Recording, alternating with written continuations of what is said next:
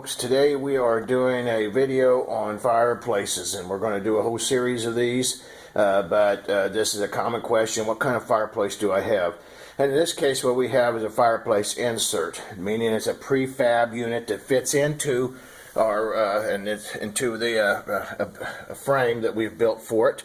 And so it's independent of the frame, and also this is a wood burning one. Now you can have an insert, also have it a gas made, so for gas.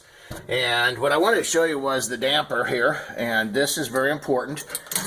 All wood and gas has these dampers. You want to make sure that the damper is always turned off at this time of the year, which is winter, because what happens is that chimney effect will suck the heat right out of your house.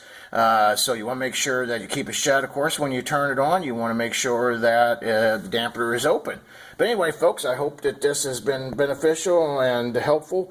As we go along, we will continue to do all the gas and full masonry fireplaces. But you can always tell an insert by how it's designed. And you can just see it's a metal, it just slides right in independently. All right, folks, well, I hope this has been beneficial. I hope that you've learned something. And please continue watching our videos. Give us a call if we can ever be of service. Galloway Building Services. Thank you very much and have a great day.